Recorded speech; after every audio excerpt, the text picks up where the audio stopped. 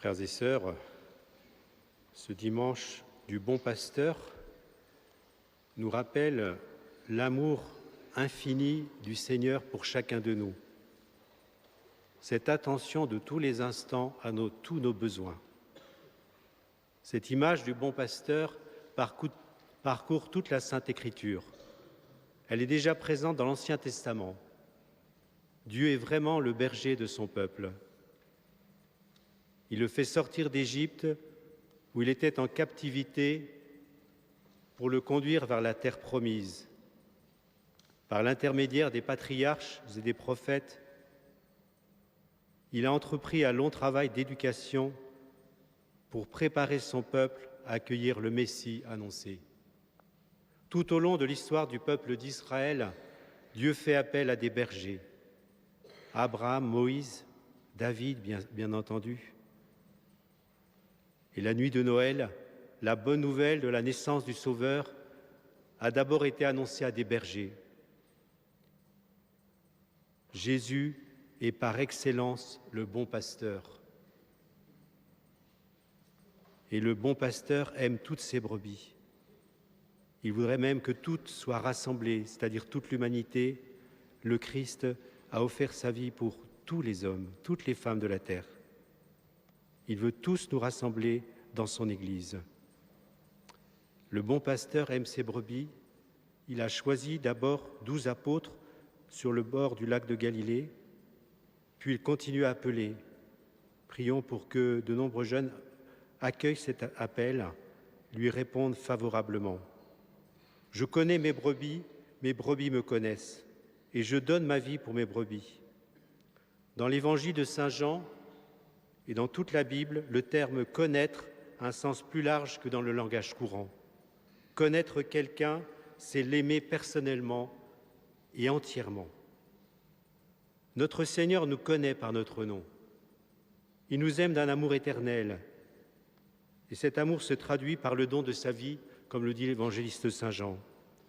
Le Père m'aime et je montre mon amour par le don de ma vie. Lors de notre baptême, le prêtre, le diacre, nous a baptisés en indiquant le nom choisi par nos parents. Pierre, Paul, Marie, je te baptise au nom du Père et du Fils et du Saint-Esprit. Jésus, alors, à travers son ministre, le prêtre, le diacre, toute personne qui désire faire ce geste en cas d'urgence, Jésus délivre la personne du péché, la tâche du péché originel, et s'il s'agit d'un jeune ou d'un adulte, également de ses péchés personnels. Nous sommes vraiment esclaves de nos passions et nous avons besoin de recevoir cette vie, source du vrai bonheur, ce bonheur que nous avons reçu, frères et sœurs, et que nous prions pour que d'autres connaissent, ce bonheur d'être aimé, mais pas un instant, mais à tout instant. L'amour de Dieu se pose sur chacun de nous. Jésus pose son regard sur nous et il nous aime. Il accueille aussi d'autres personnes. Il voudrait que tous les hommes, même des autres religions, puissent le rencontrer parce que là est le chemin, la vérité et la vie. Nous l'avons vu le deuxième dimanche, combien cet amour est miséricordieux, c'est-à-dire que le Seigneur veut nous relever, veut jamais nous laisser dans nos misères, soit corporelles, soit spirituelles. Il veut nous relever, nous aider à travers l'aide d'autres personnes. Et nous devons, frères et sœurs, vivre aussi cette charité que Jésus nous donne dans l'Eucharistie et dans les sacrements. Nous devons vivre de cette charité, de cette miséricorde. Jésus connaît ses brebis.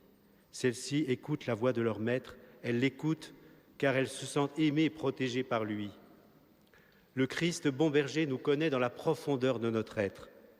Son intimité avec nous est semblable à celle qu'il y a entre le Père et le Fils. Cette vie d'enfant de Dieu, c'est vraiment la vie de la Sainte Trinité. Et il nous faut vivre dans un certain silence, sans quoi cette voix, cette brise légère, nous ne l'entendons pas dans notre cœur. Cette connaissance qui s'épanouit dans l'amour nous fait déjà participer au bien du royaume. La vie éternelle est déjà commencée. Est-ce que nous en avons vraiment conscience que Dieu, Père, Fils, Esprit Saint, habite en nous? Que ce Dieu doit nous guider dans notre journée, que nous ne sommes pas seuls, même dans nos épreuves. La vie éternelle, c'est qu'ils te connaissent, toi et ton envoyé Jésus-Christ. Et le regard plein d'amour du Seigneur nous touche au plus profond de nous-mêmes. Sa présence intime nous remplit de paix. C'est ce que la première parole du Christ ressuscité, « La paix soit avec vous ». Et les apôtres étaient troublés, bouleversés, incrédules. « La paix soit avec vous ». Le Père nous aime, dit Jésus.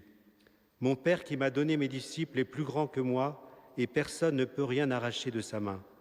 Le Seigneur qui nous a choisis de toute éternité nous tient par la main et ne veut pas nous lâcher. Dieu nous inspire le bien à accomplir chaque jour. Il nous soutient de sa grâce. Jésus est venu pour tous. Il ne veut pas qu'un seul de ses enfants se perde. Jésus nous défendra pour quoi qu'il advienne. Et la pire menace, c'est celui qu'il appelle le loup, ou qu'il appelle aussi le prince de ce monde. Celui-ci n'aime personne, il détruit, il suscite les divisions, la guerre, la violence. C'est un séducteur et un menteur. Sa parole est trompeuse. Demandons au Seigneur, comme nous le faisons dans le Notre Père, de nous garder du malin. Aujourd'hui notamment, il suscite la culture de mort et aujourd'hui, chez nos gouvernants, la volonté de légaliser l'euthanasie. Non, Dieu n'est pas le Dieu des morts, Dieu est le Dieu des vivants. Qu'il nous aide à respecter, à accueillir, soulager la maladie, la souffrance, non pas détruire la vie. Chaque jour, Dieu suscite de nouveaux pasteurs afin que nous soyons guidés et protégés sur le chemin de la vie éternelle. L'Église a besoin de chacun de nous pour remplir la mission de salut. Frères et sœurs, écoutons chaque jour la voix du bon pasteur. Dans la prière, est-ce que ce matin nous avons pensé à faire notre prière? Est-ce que nous passons dans l'Église sans dire un seul mot au Seigneur? L'adoration est importante, frères et sœurs. Le Père cherche des adorateurs en esprit et en vérité. Est-ce que nous pensons à prier la Mère du ciel dans le chapelet? Toutes ces prières vont féconder notre action. Laissons le Seigneur agir en nous. Nous sommes tes enfants, Père bien-aimé. Nous avons un tel prix que tu nous as donné ta vie par ton Fils bien-aimé. Accorde-nous de nous placer sous ton regard, de vivre sous ton regard, de nous laisser conduire dans de verts pâturages où, Seigneur Jésus, tu te donnes toi-même en nourriture dans ta parole et dans ton pain de vie.